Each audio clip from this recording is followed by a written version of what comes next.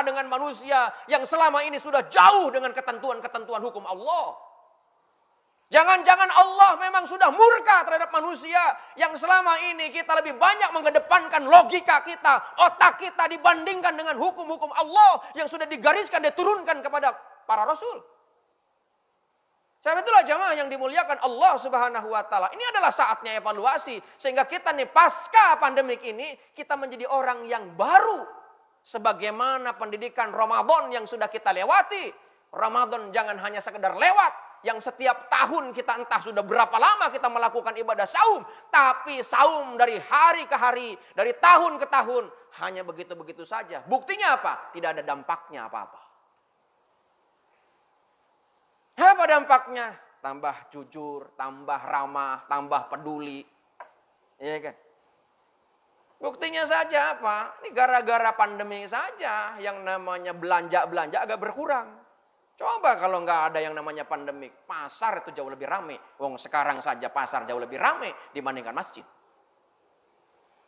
Kemudian yang keempat, strategi ketika memang masalah menghampiri diri kita, yang paling utama adalah berserah diri kepada Allah.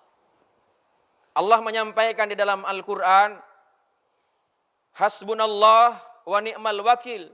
Ya, Allah menyampaikan, tidak ada lagi tempat untuk meminta pertolongan kepada Allah kecuali hanya kepada Allah. Jadikan Allah tempat menggantungkan permasalahan. Jadikan Allah tempat kita meminta pertolongan. Bagaimana caranya? Caranya Allah sudah kasih ketentuan strateginya. Apa itu surat kedua? Surat Al-Baqarah 153. Ya ayyuhalladzina amanu sta'inu bis-sabri was-shalah. Orang-orang yang beriman. Ini orang yang beriman nih. Kalau yang enggak beriman enggak dipanggil. Jadikan bahwa yang namanya salat, ya, yang namanya sabar dan salat adalah ladang untuk kita meminta pertolongan. Kepada siapa? Allah tentunya. Jangan begitu wabah kita stres sholat terabaikan.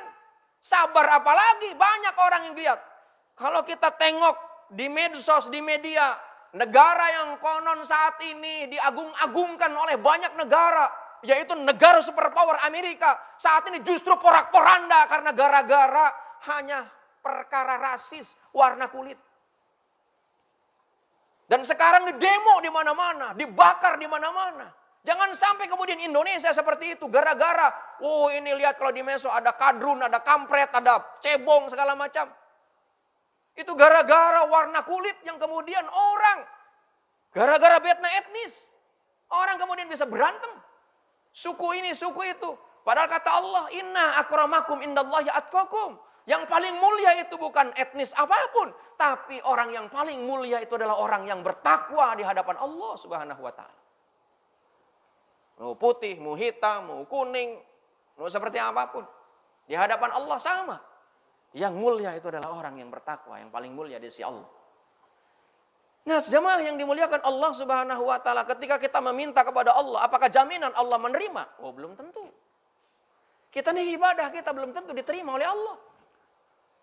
Bagaimana caranya supaya Allah terima? Lihat Al-Quran surat kedua ayat 186.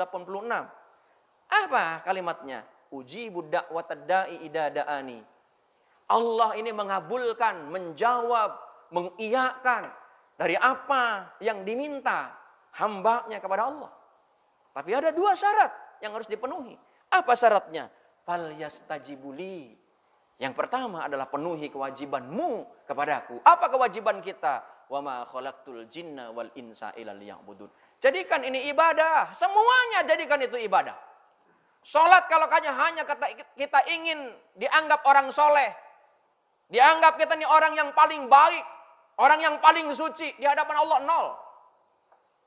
Ya kan? Ibadah bukan hanya sekedar salat. Memang salat adalah awalu ma yuhasabu, adalah ibadah yang paling pertama dihisab di hadapan Allah.